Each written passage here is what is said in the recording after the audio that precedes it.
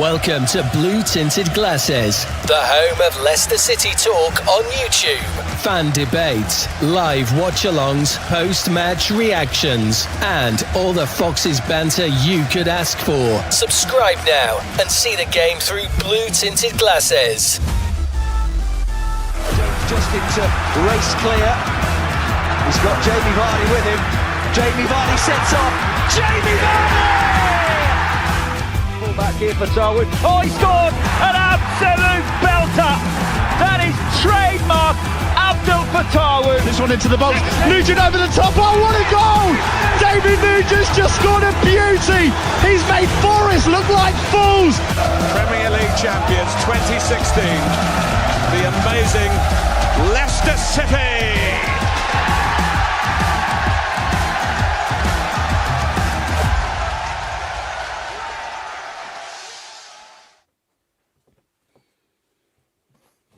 Good evening and welcome back to Blue Tinted Glasses. Here we are for another live stream, and this time we're here to talk all about Gary Rowett. And as we were just introducing there, the Leicester City have just announced the signing of Gary Rowett, and it's a contract until the end of the season. So we'll have a bit of live reaction to that, of course. But before we do, I'm going to welcome Jack. Jack, welcome to the channel, mate. Good to see you. For anybody that doesn't know Jack, obviously his channel is tagged in the title. How's things, mate? Yes, I'm good. Thanks for having me on, guys. I really appreciate it. I didn't think I was going to be speaking to many more Leicester fans after we've already played you twice, but that's football. It moves ever so quickly. It's a small world, football, isn't it? Yeah, 100%. Obviously, for anybody wondering why Jack is on with us tonight, he is, as you can tell from the background, an Oxford United fan. So he will know Gary Rowett well. And he's an EFL expert, I like to call you, Jack. Championship expert. So I won't go that far. Thanks, though. So you'll definitely know quite a bit about Gary Rowett. But before we get into that, I mean, Anil, the news is obviously just broken. We heard earlier today that he'd actually taken training today, so we knew it was a done deal. But it's finally announced and it is confirmed contract to the end of the season. How are you feeling about that? I mean, as I said on the other stream, we're in the bottom three of the championship and we've just hired Gary Rowett. I mean, what do you think I'm feeling like? We might well be playing Oxford again next season is what I'm thinking. But let's hope we're both playing in the championship and not League One, but I'm not too sure about it. Yeah, well, I mean, Ragsy, I'll come to you next, mate. Obviously, get your reaction to the Rowett signing, because I mean, look, I think we've done a couple of shows now since the leaks were there that he was coming in, and I think the consensus seems to be amongst the fan base how we've fallen, how far we've fallen from the dizzy heights of Champions League and Europa League football. But with the situation we find ourselves in, Rowett is probably just about the best we can get. Yeah, when you take all the emotion out of it, it's a doable choice for us. It's like it's attainable. It's someone who can come in who has experience. And yeah, I could moan about it for ages and ages and ages as to like how far we've fallen. But at the minute, after having a bit of distance from the club and just sort of like hoping that it would make my heart grow fonder, but really it's just desensitized myself to it.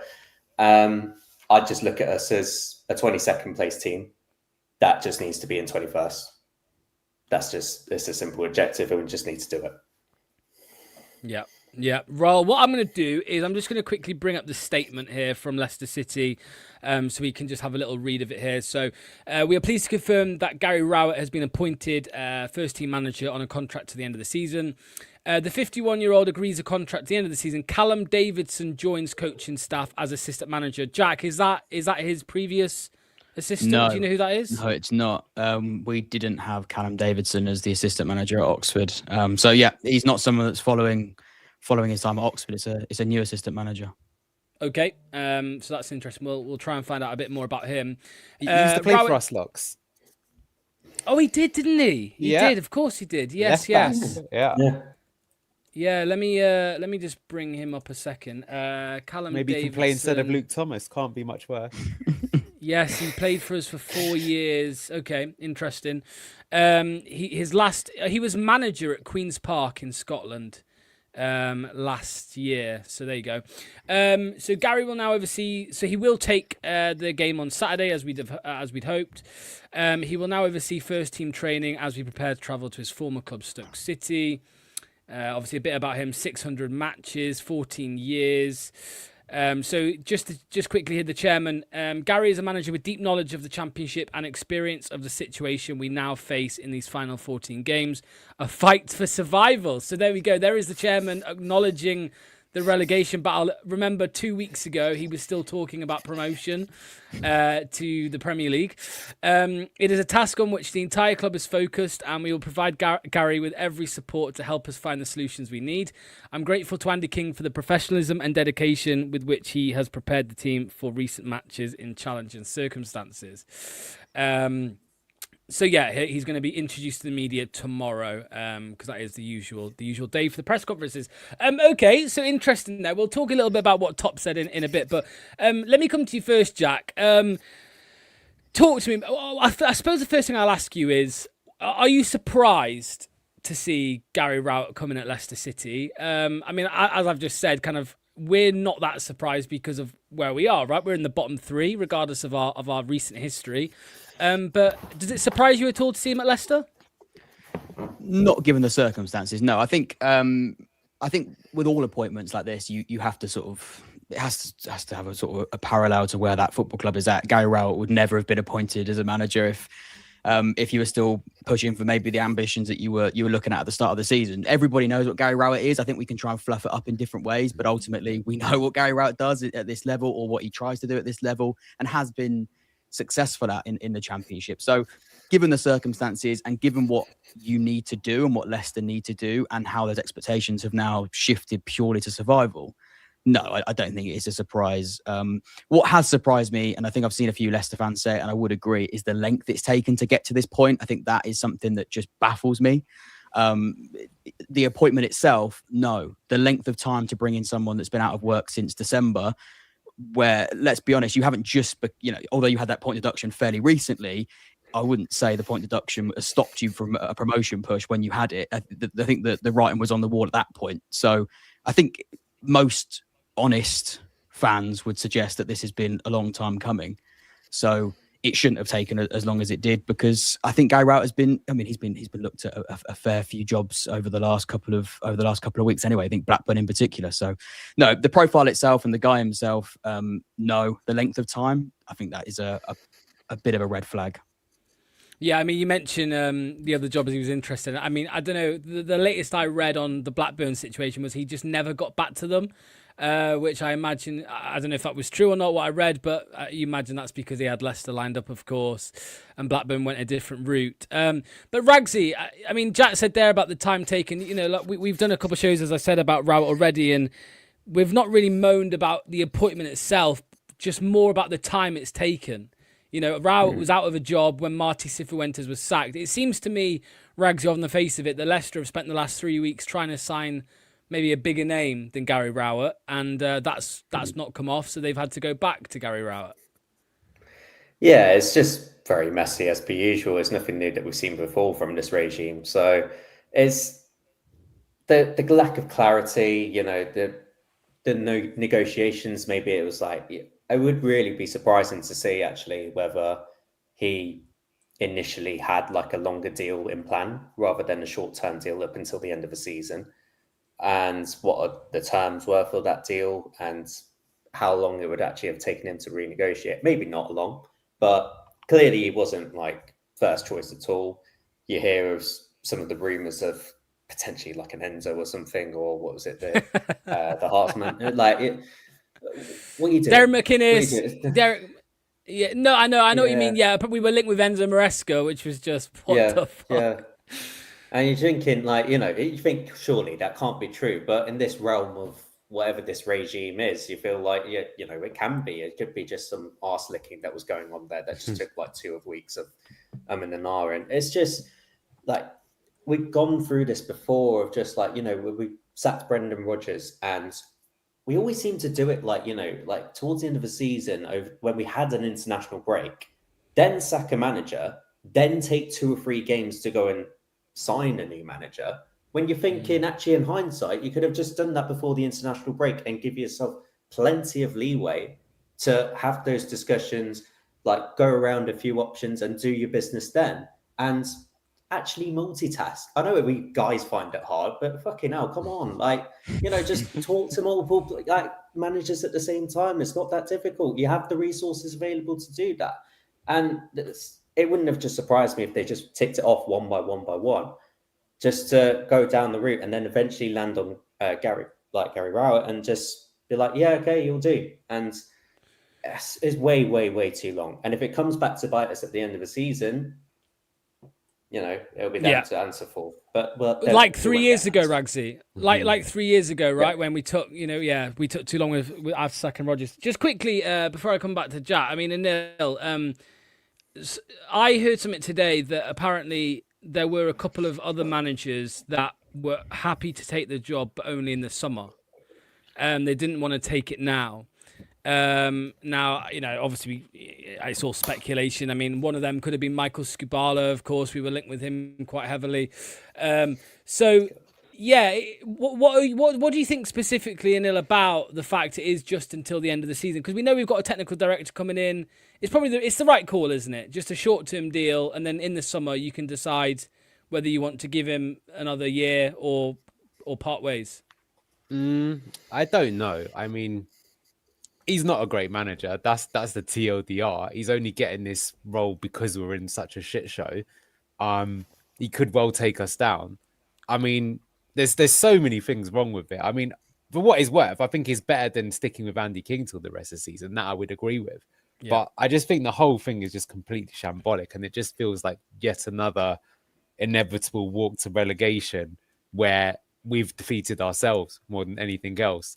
Where just not being complete and utter fucking idiots, pardon my language, would easily have us mid-table, if not a bit better. Like, we could have done this such a long time ago. Why wait for so long just to replace Cifuentes and then to find someone so bad? Because I think another issue as well is that, again, people were not going to come in because you're just watching the Leicester situation just becoming more and more farcical. If you'd have done this before January, I think a few more managers would have been like, oh, this is not a bad opportunity, is it? You could come in at Leicester. They've still got a chance of playoffs. They're going to have the January transfer window, whether or not that would have, been the case or not.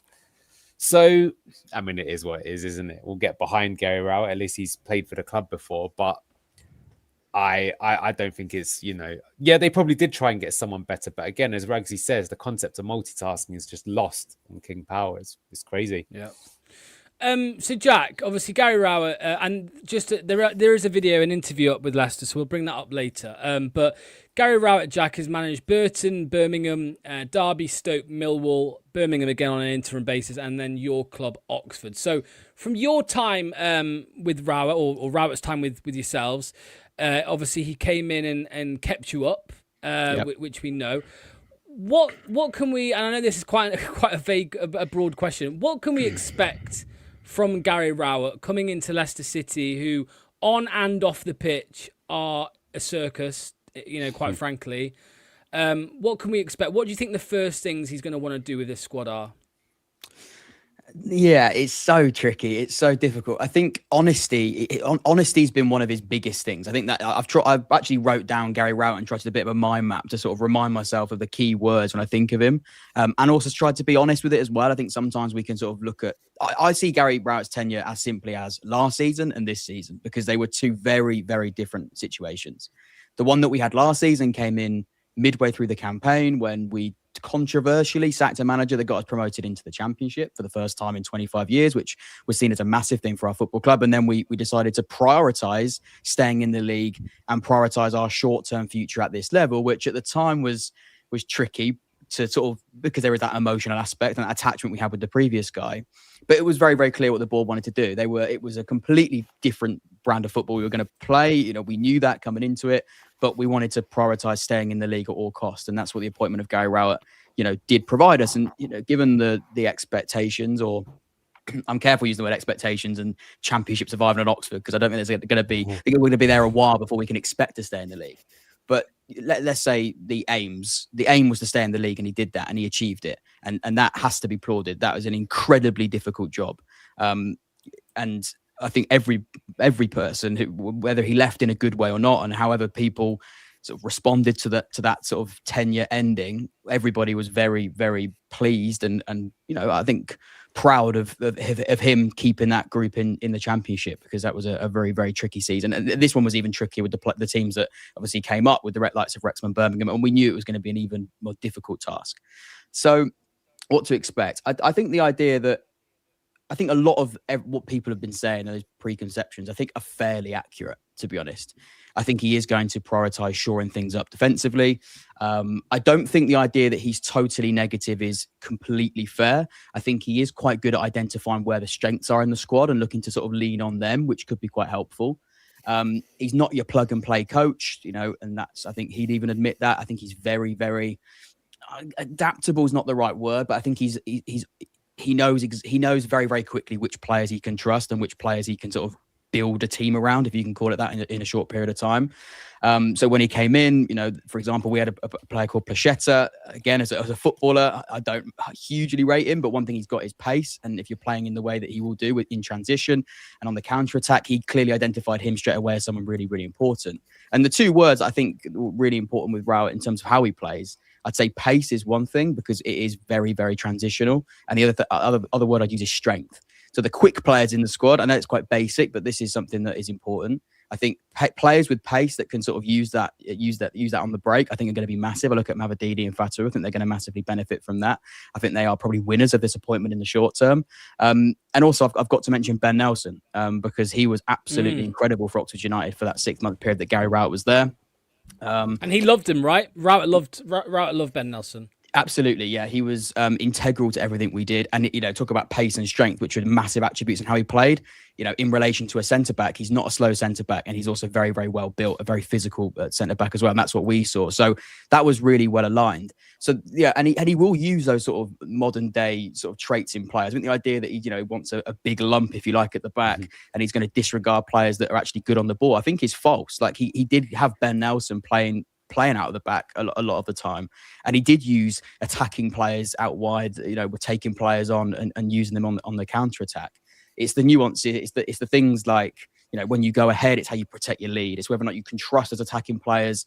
Are you going to score? And so often we go 1-0 up and then sort of defend and try and sit, and we haven't got the players to do that. We haven't got those defenders that are able to do that. So he was sort of cutting. He was sort of stuck in two minds a little bit, and that's ultimately. And then, because of the way that he does play, and it is at times quite difficult to watch when the results slip. And I think all football fans know this, when the results slip and the performances aren't, anywhere near those levels, it's fine. We don't mind winning bad. I'm sure if you, won every game to the end of the season 1-0 and there's an own goal from their centre back, you wouldn't give a shit. But if you were playing terribly and losing 1-0, it's the same scoreline either way. You'd be absolutely livid. How you play, doesn't really matter in a dogfight, and that's what Gary Rowett is massive, and that's how he builds his team, if you like. So, yeah, I look at it at two different tenures, mate. I'm sorry it's so long-winded, but it is quite difficult to sort of. We saw two very different sides of Gary Rowett, but the positive I've got with this one with Leicester is you're going to probably see the one that we saw last season, because he came in a similar position. And I would say this, take the culture of Leicester and the situation off the field and mentality and that side of it away. In terms of squad quality, that job and what he achieved last season will be far more difficult than it would be trying to keep Leicester in the league. Yeah, Jack, can I ask, is he a charismatic manager? Has he got the Riz? Because no. Okay, that's disappointing. That is not what I wanted to hear. I think he's. I think honesty is. That's another thing as well. And whether fans are bothered, or Leicester fans are bothered between now and the end of the season, one thing that Gary Rowett is not really bothered by is relationship with supporters. I think that is something that if you want a manager that's going to come around and give you some fist pumps and clap the fans after a win or a draw or a loss, Gary Rowett's not your guy. Gary is massive, in terms of his ability to prioritize what his job is to do, and that's to ultimately grind and find different ways of winning with what is a limited squad, or a squad that's down the bottom end of the league table. So I wouldn't say he's charismatic. I wouldn't say he's but I wouldn't say he's poor with his communication. I think there's a fine line. I think his communication is actually one of his biggest strengths. I think he's very, very honest. I think come the end of his tenure, a little bit too honest for our liking. I think when he was sort of when he was saying quotes like, I've gone back to the drawing board so many times that I now don't have any more ideas, that isn't very comforting.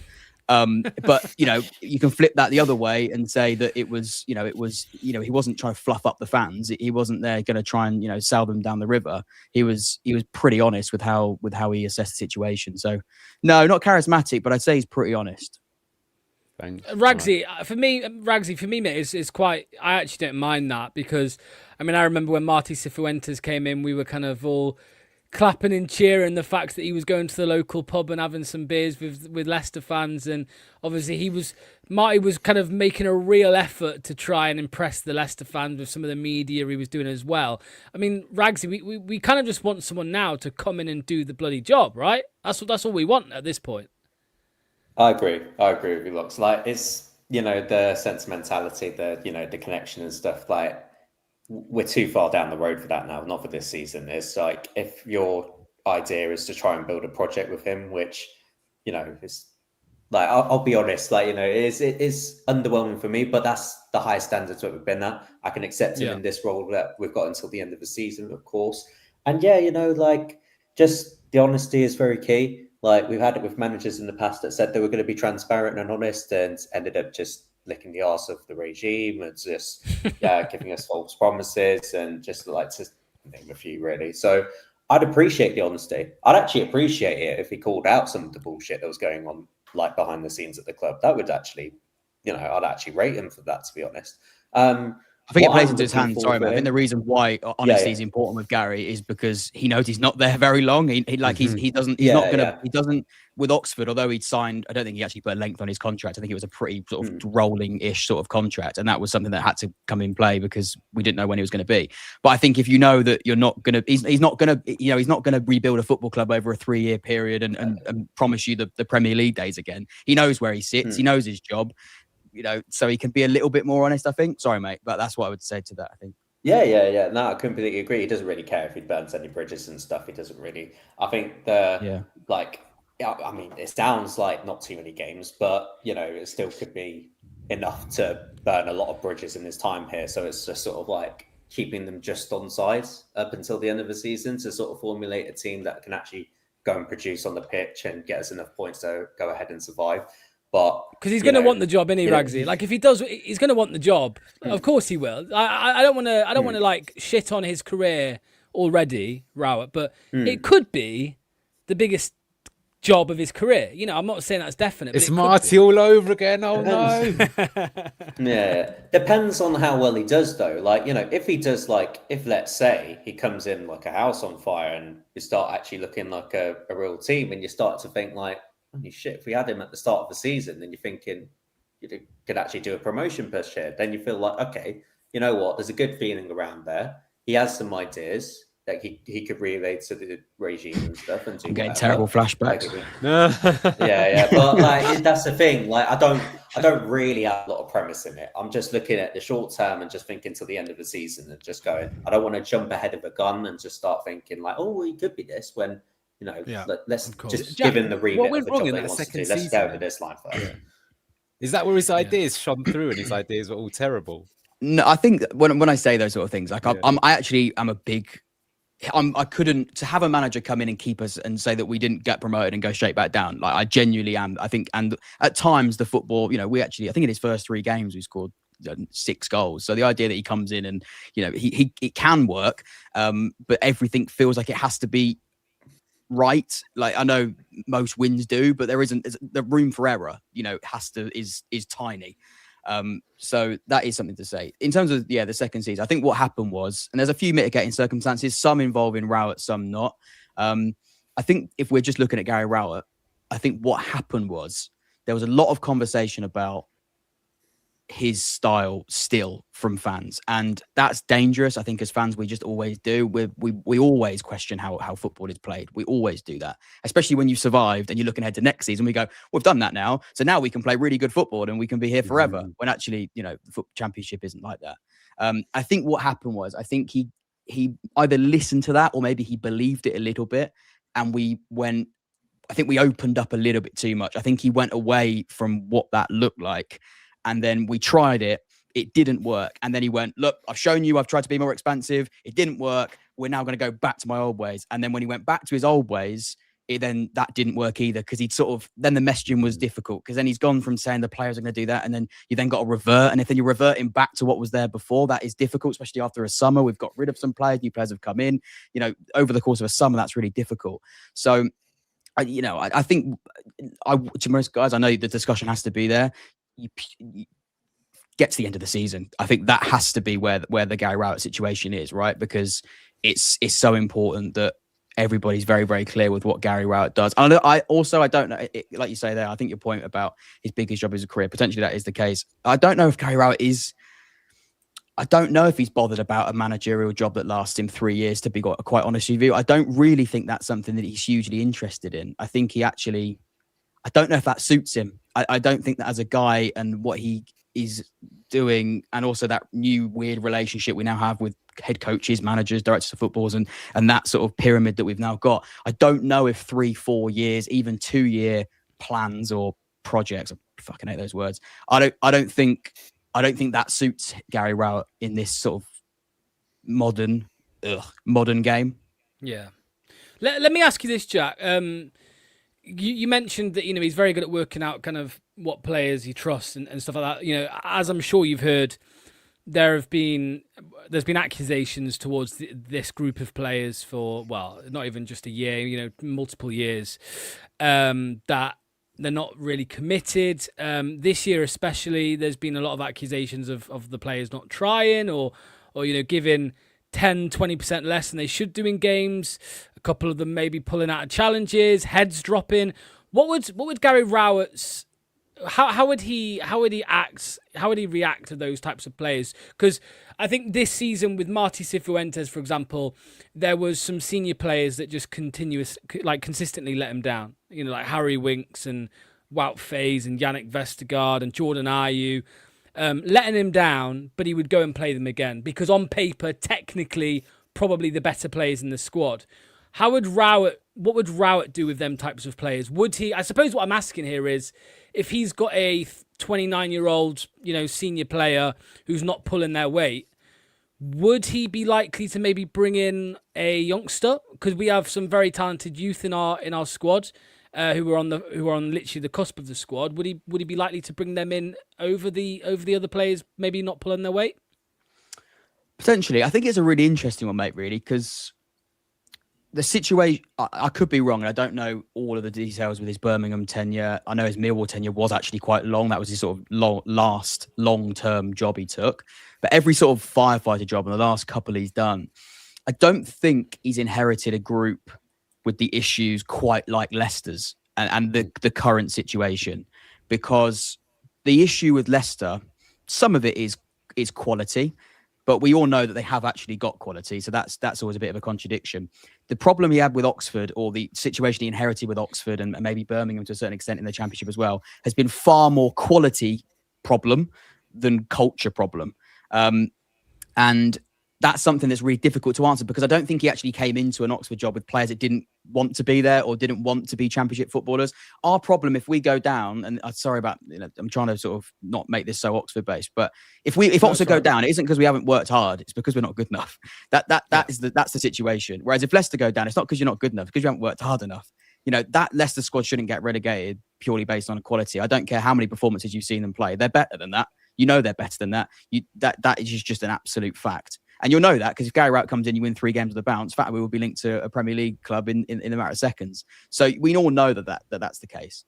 So the reason why that's quite tricky, mate, in short, is because I don't actually think there's been many firefighter attempts that he's gone into where there has been a more conversation about issues with players and their individual, I think it's disciplinary problem, rather than a quality issue. He won't take much shit, though, if that's what you're asking. I don't think he's that kind of guy. I think he is, whether he turns to younger players, and this is now basically me almost presume with the character that we got without having too much sort of case study behind it.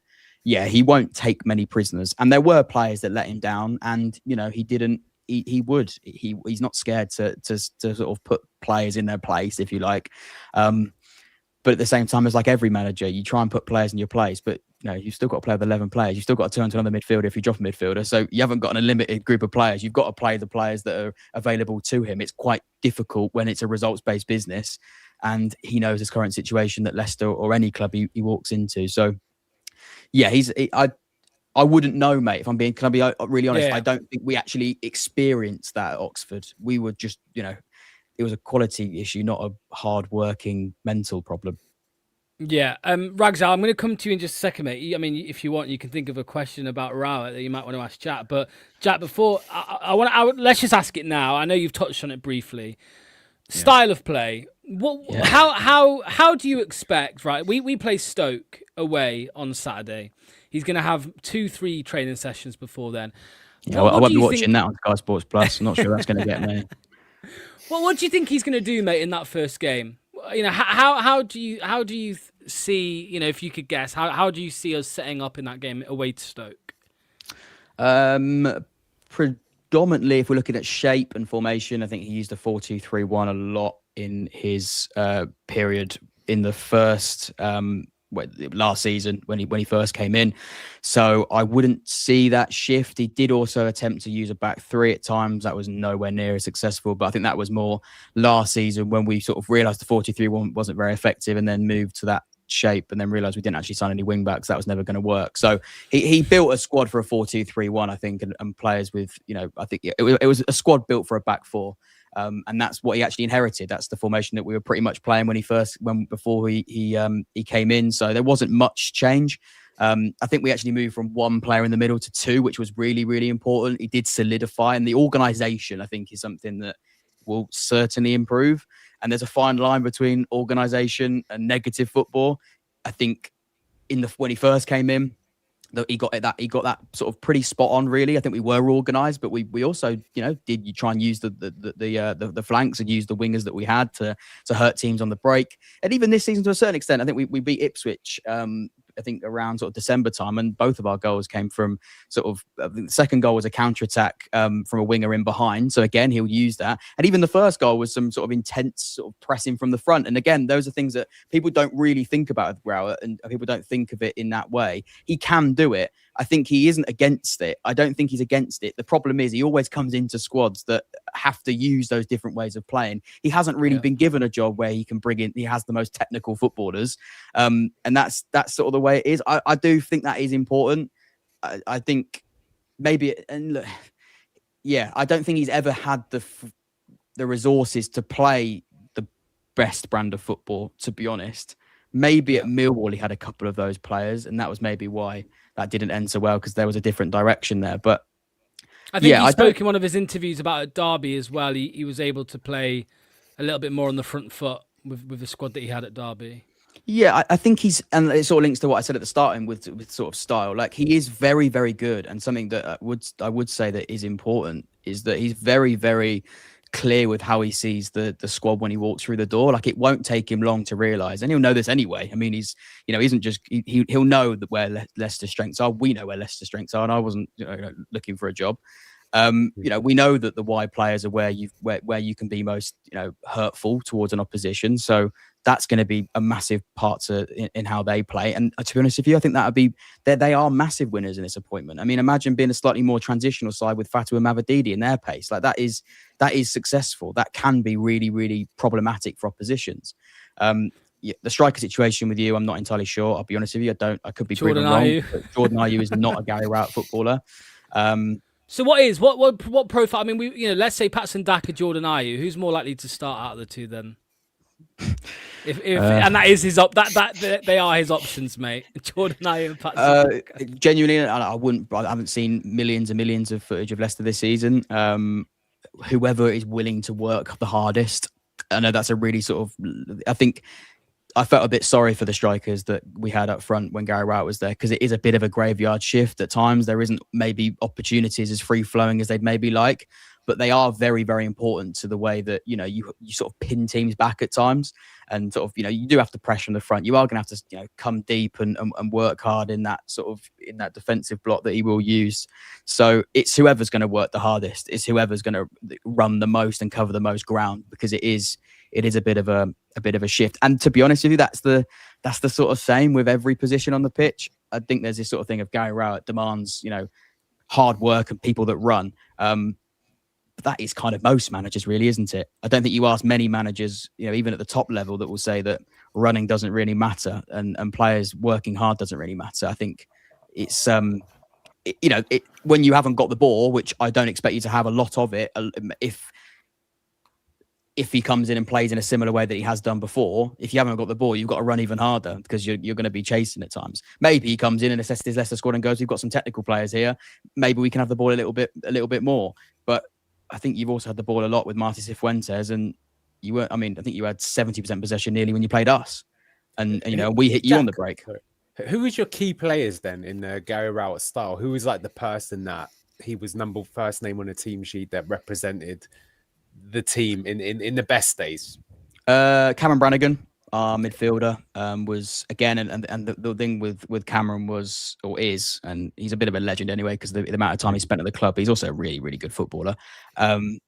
He's a bit of a in a positive way, a bit of a dog in there. Like he'll run for days and he cares so much. And I know that's such a wet thing to say, but like he because of how long he's been there, because he's how desperate he is to be successful. He is someone that will give everything. And like I said, I think even both wide players were really, really good. When he came in, pace on the break was a big thing. And Ben Nelson, I'm sorry, that is the truth of the matter. Like I can't explain to you enough how important he was from set pieces, defending and attacking. He was a threat, and set pieces is something that didn't work well for us this season, but last season was massive for us. Now, whether or not he's got enough time to come in and implement those ways of attacking set pieces and scoring the goals he did score from set pieces, but he had longer at Oxford last season. That is important to mention. He actually had a January window. So, he did sign a couple of players during that summer, and he did in that January rather. And he did sign a big centre back that hasn't been any good this season, really, in relation to who he was last season. But Mikael Hellick at the back, again, a really boisterous, tall, physical centre back. There was a clear objective with Gary that he wanted those players that were sort of robust, that could would run the sort of the hard miles, if you like, and both that's he's forward in trouble and at backwards. Leicester. He's gonna have a shot. I'll tell you what, though, it's a shame Jordan James ain't fit for Gary Rowett's first game. He's the most similar to a Cameron Brannigan, I think, in your squad in terms of. That's what I mean. In profile to profile, not quality to quality. Yeah. Skip, maybe. Can I ask? Yeah. Can I ask? What sort of idea do you think he's like in training sessions? Then, like, would he actually have a tactical setup that he wanted to implement from the off, or would he be like, just your fitness, like that needs to improve, like just get hard yards on the pitch and just get running and in the gym or something? Like, what kind of approach do you think he'd take? This is why I really think that the reasoning behind the appointment and the timing of this appointment is a bigger problem than what people are speaking about, to be honest, because I worry for a side that's unfit. I worry for a side that's unfit. And this is a bit of a I wasn't going to bring this up, but I think this is quite interesting. We had a pre-season tour in the summer. We've got owners that are, we've got Asian owners, Indonesian owners, and we actually went on a tour to Indonesia, which is very, very unlike any championship club. You don't normally do tours like that. And we played clubs out there, and it was a sort of mini tournament, but the conditions were terrible. Unfortunately, it was I think it might have been a season of heavy rain, and it was clearly not the preparation that Gary Rowett wanted. It was because we were playing games early on. I think most football clubs would sort of have like a trip to Spain where you do a lot of running, then you come back and play pre-season games in England. We obviously did everything over abroad pretty much, and the preparation was well off, and we started the season massively unfit, and we lost a lot of games, and we lost a lot of points at the start of the season because we were not at those fitness levels, and that's something the Gary Rowett has come in and actually come out and said post his sacking, is the preparation before the start of the season was not good enough, and we were on the back foot playing catch up for the first 5-6 games, because like I said, I'm not saying that. And that's the issue I've got with disappointment in some way with Leicester, is that's where I do have to question this quality problem versus fitness slash, I guess, mentality, culture problem, because a lot of the time they are polar opposites, unfortunately. And I think that is something that's going to be, I do have a few concerns over that. Yeah. Jack, I want to thank you, mate, for coming on. We really do appreciate it, mate. It's been really insightful. I've seen a lot of comments in the chat as well, saying it's been really interesting. So I do appreciate that, mate. And obviously you said, we don't play each other again, but we'll look to get you on the channel again sometime soon anyway, mate, because it's good chatting to you. And if we both stay up or we both go down, we'll see each other twice next season anyway. So yeah, we'll wait and see. I think I think it's more likely you staying up, to be honest. I do still believe that, but maybe that's my glass half empty. We'll wait and see. Thanks for having me on there, guys. I really appreciate it. It's been good to chat. Nah, it's been great, mate. Thank you so much. There's obviously your channel is linked, so Cheers, people go mate. and subscribe. Cheers, mate. Cheers, Jack. See you soon. Take care, All the guys. best. Lovely chatting to Jack. Thanks to him for coming on. Right, lads. I thought we'd have a little bit of a Wednesday evening viewing, if you want, of the interview, to hear what he has to say. I think it'll be interesting. We did this for Marty Cifuentes, his appointment. We were sat here getting very excited. So yeah, right. I'm just gonna mute Oz, and then I'm gonna share the screen, and then we'll have a listen. Been in the Championship for a long time. I know the division. Get on the front foot and attack games and try and win games. Like anything, this division, you've got to show a little bit of resilience. You've got to show a little bit of toughness, a real determination. I want to see hungry players that want to fight for the shirt in different ways and show their qualities in different ways. Gary, welcome to Leicester City. How are you feeling to be sat here in Seagrave? Excited. Yeah, the place has certainly changed since I played here many moons ago. I was just in a few faces that I know already and a few faces that are new. So it's an exciting challenge. Nice to get in the building and be able to get to work. I think that's the most important thing, to be able to get my hands dirty and start the work with the players. But really excited to be at a club that certainly has got the structure to kick on and push on and start to improve results. Yeah, obviously results have not been going in our favour recently. What are your plans to try and turn things in our favour? Yeah, look, I think everyone knows the situation that the team's in. I think everyone knows why they're there as well. I think it's important that we tackle that, we take that on board. But also, I've been in the Championship for a long time. I know the division. I've been in these positions before. I think it's also giving the players a clear and direct route out of it and what we need to do to try and improve the results and try and start climbing the table and all feel better about where we are. I think that's the importance. It's wanting to tackle these 14 games, be really, really positive about it and try and find a few of the missing pieces and hope we can give everybody, including the fans, a really strong end to the season and a team that you're proud of and you want to see on the football pitch, a team that gives everything, a team that wants to dig in and hurt when it needs to, wants to suffer when it needs to, and also we know we can play some good football and control games as well. So it's finding the balance, it's finding what we need to do and it's meeting that challenge head on. You mentioned what the fans can expect from a Gary Rowett team there. Is there a set philosophy that you're coming with? Well, it's funny because as a player, I always felt as though I was the type of player that would just try and give everything I could.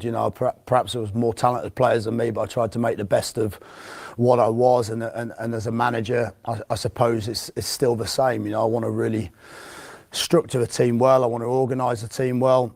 I also appreciate some of the talents that we have in the team, and it's trying to give them that base to go and flourish as well. And I think, there's different ways to do it. But first and foremost, I think it's a team that we need to find that right balance, that right connection with the defensive side of the game and what's required in the Championship. But also, we also want to get on the front foot and attack games and try and win games. That's what this division's all about. And the games come thick and fast. You've got to move on quickly from game to game. But we'll go and attack games on the front foot and try and create a real excitement, particularly in home games. You've just overseen your first training session. How was it?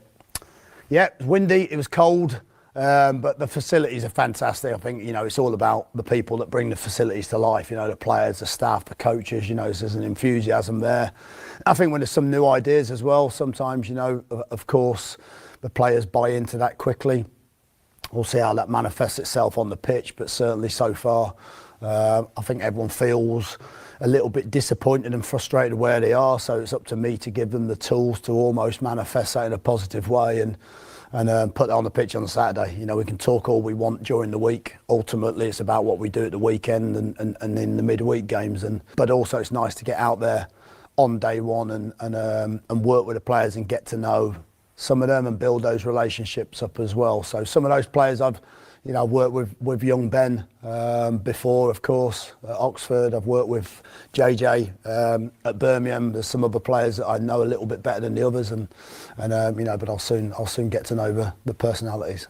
Yeah, I imagine you've already been able to do it a little bit, but what are sort of the main messages that you've been trying to get across to the players and will be doing in the next coming days?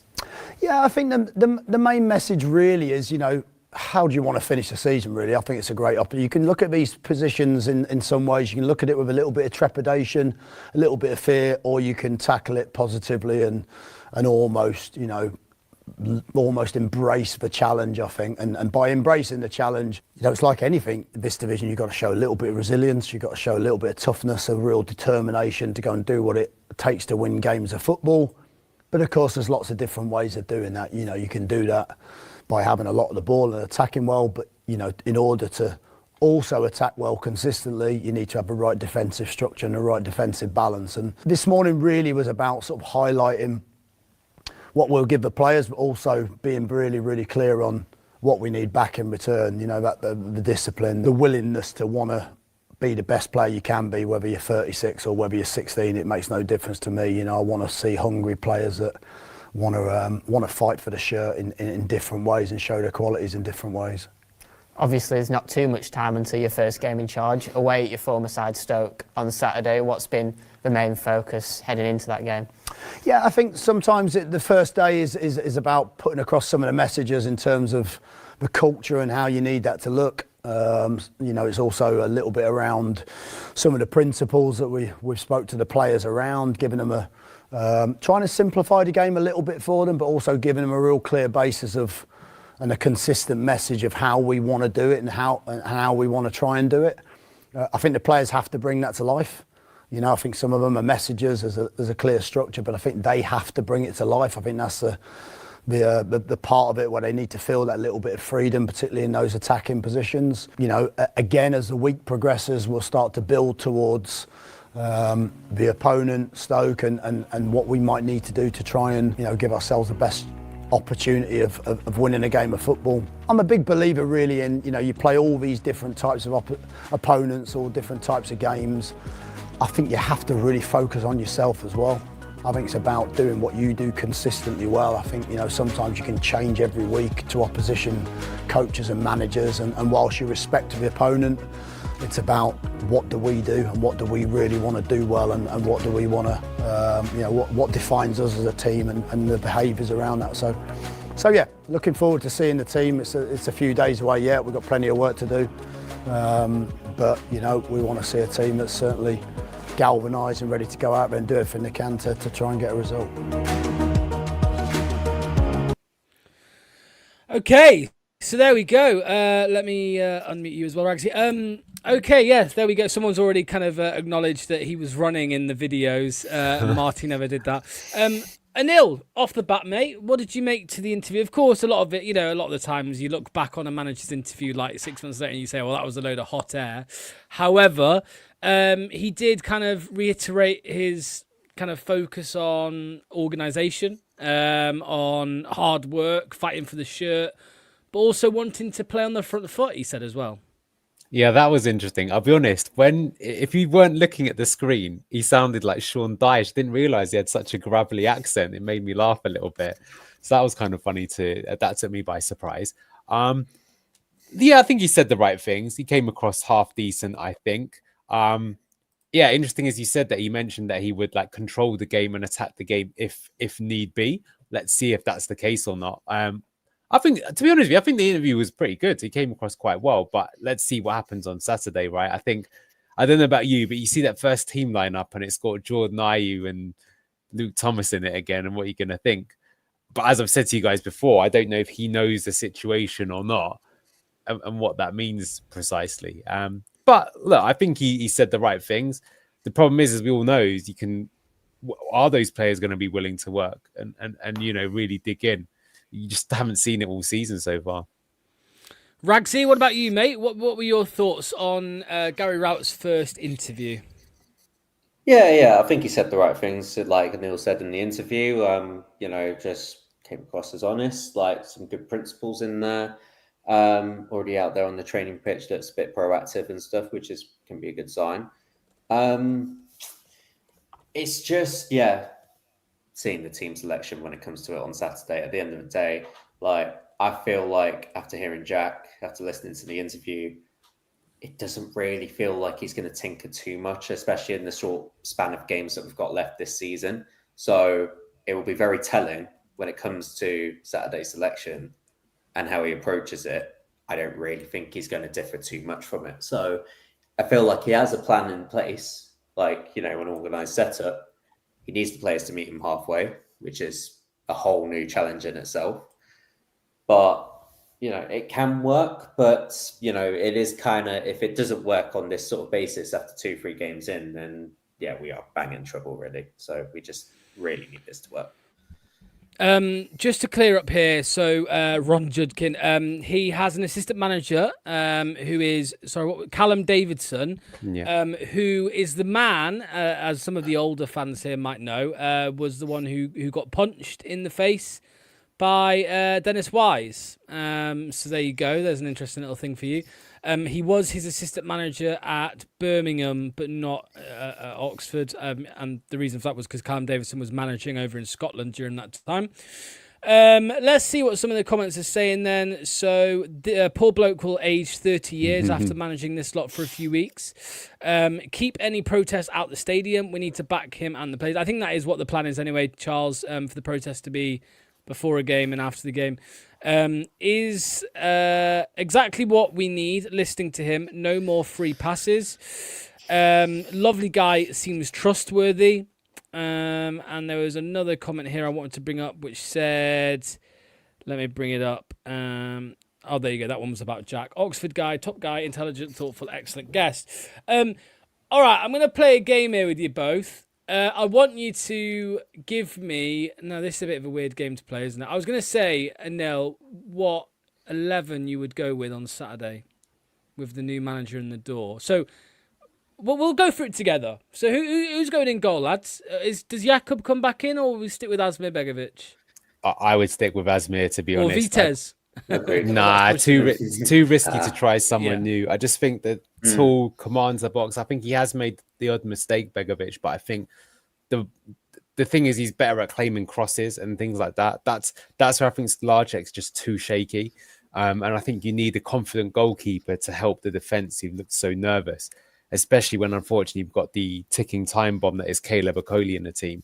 He's the one that I just pray that Lascelles is able to play, but I've heard he can't. So if you're going to start with Okoli, I feel like you're already like right now. I can't believe I'm saying this, but he's a bigger problem right now, Caleb Okoli, even than Luke Thomas, because I just think he's just he's rash. He's even worse. Yeah, Luke Thomas is not particularly good and he gets bullied, right? But I feel Okoli just does brain dead stuff.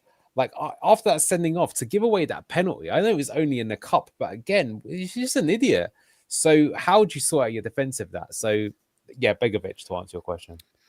Well, I was going to say, so let's move on. I mean, we know Ben Nelson's going to start. I mean, no matter what manager it was going to be, it was always going to be Ben Nelson, but especially with Gary Rowett. So you mentioned Okoli there. I mean, Rags, I'm just thinking it's going to be Okoli because he's the only one really available, right? Caleb Okoli, and you got Kevon Gray, which people are saying, which I think will be on the bench, but he's not going to start a game, Kevon Gray, in Gary Rowett's first ever game at Leicester. So it's going to be Okoli in it, Rags. It's got to be, surely. Vestergaard's injured, Lascelles is injured.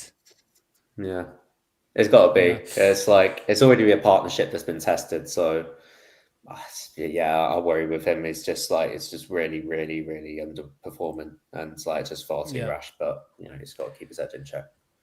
The two fullbacks, lads. Now, this is interesting, Anil. Luke Thomas, left back, right? So Victor came in obviously in the cup, and I think he was an improvement on Thomas, right? In my opinion, a lot of people's opinions, he was an improvement on Thomas. Not massive improvement, but it was an improvement. But Gary Rowett does like a long throw-in, Anil. Now I know we take the piss out of Luke Thomas's long throw-ins, but I can just see it already. Rowett in day one of training, he sees Luke Thomas launch this ball, and he's like, "Yeah, he's in my starting 11." But I'm guessing if it was down to you both, it would be. I'll start with you, Anil. Victor Christiansen, yeah. 100%. I'll tell you what, though, things like this, you can immediately work out if a manager's good or not. Like, I remember there's a guy called Ali from the Crystal Palace channel, and Neil from Beyond the 90 was talking to him, and he goes, he knew Glasner was the business from day one because he was the first manager that dropped Jordan Ayew. Oh, it's a shame no one's worked that out at Leicester. Because like, as soon as he saw that and he was trying other players, even though to begin with they weren't as good, they had a bigger difference. So that's the thing. The thing with the Luke Thomas long throw is it's not a long throw. It's just a ball that goes kind of high, but not really far. So I don't know. If he really knows his stuff, he'll look at that and he'll go, lad, that's not a long throw. And he'll either work with him to turn it into a long throw, or more likely, or I hope, he just won't use that because it doesn't work at all.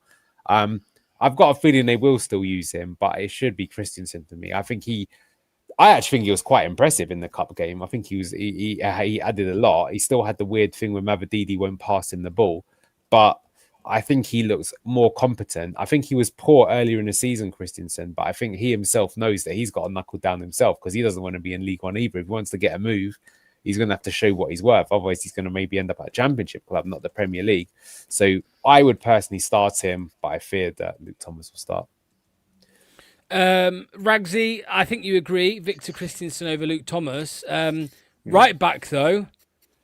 I mean, you know me. You know I'm the biggest kiss ass on planet Earth of Bade Aluko, but I genuinely think he's shown enough in the very limited game time he's had over the last few weeks that he should start this one ahead of Ricardo. Although I will say, Ragsy, Gary Rowett might probably, similarly to what I said about Kevin Gray, he might prefer to stick with experience for his first game.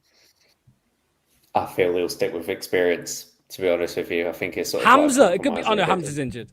No, he's injured. Go on, Ragsy. God, thank the Lord.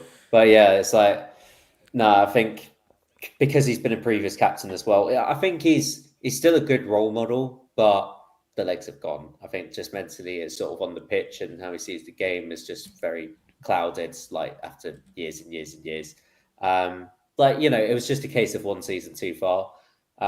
I'd like to see a Luco. I think he's done more than enough to start establishing himself in the team now and see himself as a contingency plan. And I just want to see that in place. But I feel he'll go with Ricardo.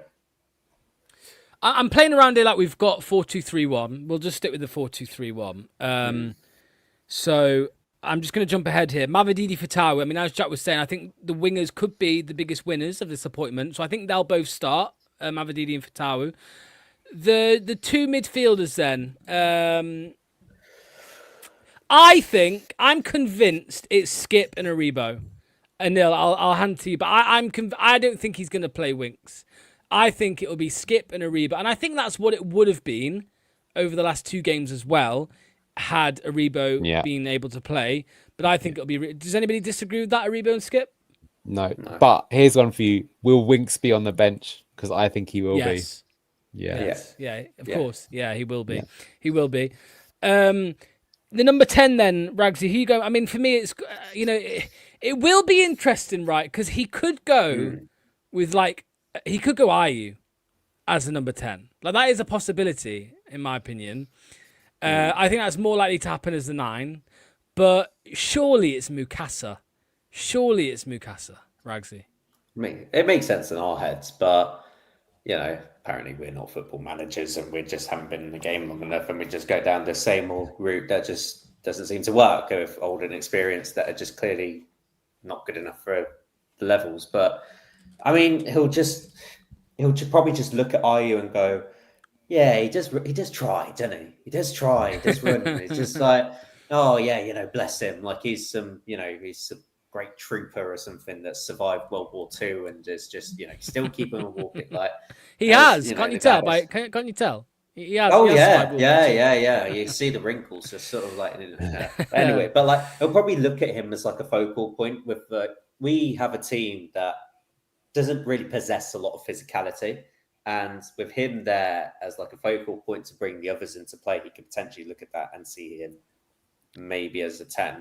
Now, I wouldn't mind it if it's off the bench, but I want to see Mikasa. It's just, I want to see players actually on the front foot with some technical ability. So, and he's another one who's proven that he deserves it. He's warranted another start, right? 100%. So then that does take us. So let's just say Mikasa, Anil. It's an interesting one, isn't it? Because Ayew is a hard. Whether people agree or not, he works hard. He does work hard. He's just slow as fuck. So he wins fouls. He's quite physical at times when he's not on the floor. He works hard and he runs when he can. But on the flip side, you've got Patson Daka with obviously all the pace and the press, and who also works very hard. So what do you think? Not what you want to see, but what do you think he'll go with out of the two? I still think he'll go with Daka because you got to remember that we were 3-0 up in a game where Daka played pretty well till we shut the bed in the second half. I've got a feeling if we were 3-0 up under Gary Rowett, we probably would see the game out despite the lack of confidence in the team. So I think for that reason alone, and Daka didn't start the cup game, he came on late. So I think he will be the number one choice going for that. I think if he was out, if he hadn't scored or had been off form, I think it would be a much more open question. But I think purely because of that, I think any sensible manager, and Gary Rowett seems more than anything like a pragmatic, sensible manager, would look back at the last 4 or 5 games and be like, okay, can I find anything that gives me some sort of glimmers of hope here? And he'd have seen that game and thought, hang on, what's all this lot panicking about? They were great in that half. What you got to do is do more of that. And Daka was a key part of that. So, and he said he likes to, Jack, who was on earlier, mentioned the pace. I've said it all along that when you have Mavididi, Fatawu and Daka, you should be able to counter very effectively, against any team. And the onus isn't on us in the next game. We're playing away. So I think Daka will start. Will he keep his position? We'll have to wait and see going forward. But I think he starts. And I think Brad will pick him. So we've kind of agreed on, Begovic, Aluko, if it was down to us, Nelson Okoli, Victor, Aribo Skip, Mukasa, Mavididi, Fatawu, Daka. Last question to you both then before we finish. Anil, after today's stream, I know it takes a lot to get you excited, Anil, but I'm not saying excited, but are you any more optimistic? Our chances of staying up? No, you're not. Okay, great. Sorry, because if we'd have appointed him immediately after we sacked Cifuentes, I think we probably would have been all right, to be honest. But we've just taken way too long to get him done. And there's not many games gone. And results recently have gone against us, like Portsmouth won the other day. Blackburn won as well. So now we're starting to play more and more catch up. And the biggest problem, I've said this before, Locks, is always that team that implodes, and the team that's 3-0 up and somehow manages to lose that game. That's the team that's going down, and unfortunately, that team is us. So I really hope I'm wrong. I hope he comes in and he fixes things right away. It is still possible because I still think we've still got. I mean, just that 11 that you've named there, on paper, that should be favoured against any other team in the division. I seriously mean that, right? I got more than enough quality players there. But we just haven't been able to get it out of the team so far this season. So for that reason, no, I still think we're going down, but I really hope I'm wrong. Ragsy, any more confident after hearing from Jack? I am. Well, I've been quietly optimistic all day, to be honest. But yeah, I'm just relieved we've got a manager in, but it's not like I said with many of the managers before. There's always beyond the manager for me. We're just in a dire mess, and we got a bunch of cowards in our team that I just don't resonate with at all. Like, I don't see Leicester in them. And I don't believe that even with Gary Rowett coming in, maybe spicing things up, maybe being honest, maybe having an organised structure, I've just seen these players time and time again just let manager after manager after manager down. And, it's nothing to, if it go down, it's nothing really to do with Gary Rowett. Maybe he have slight contribution in tactical setup, but not a huge difference for me. I think we've kind of made our own beds. And then I really hope I'm wrong, because it is doable. Just a few games to kick us into gear. But I look at these players and I just see them. I've seen them a long time. I've seen them for way long enough now, and I just feel like it's 22, 23 just happening again, just in a different division. Nah, that's fair enough. I don't blame anyone for having absolutely no hope, to be honest with you. I'm just getting optimistic for absolutely no reason whatsoever, to be honest. I'm a sucker for an interview. Yeah, but there we go. Anyway, we're going to end it there. Thanks to everybody for joining us. Very much appreciated. Yeah, I mean, there'll be more reaction over the next couple of days, I'm sure. We're gonna have we've got a video from Tom as well to come up tonight to get his thoughts on Gary Rowett coming in. And then Radio Leicester tomorrow night. I'll be on there with Owen, so there'll be more reaction there, so you can tune in for that. But yeah, that's it. Cheers all. Cheers to Anil. Cheers to Ragsy, and thanks to Jack as well for coming on. His channel is tagged. I'm sure if things go well or really badly, he'll be doing a video on Gary Rowett's Leicester. So make sure to subscribe to Jack. But yeah, all the best. Cheers, lads, and I'll see you both very soon. Bye. No more 200 grand, but our new sponsors, The Beautiful Frame, have smashed it with this Jamie Vardy piece. It's unreal. They're a local Leicester business as well, which makes it even better. And not just City, they do prints for other clubs as well. So it's perfect if you are stuck for a birthday or Christmas present for one of your friends or family. Now, the best bit, they have sorted BTG viewers out with a discount. Just use BTG12 at checkout for money off. BTG12. Grab yours now at thebeautifulframe.com. The link is down below.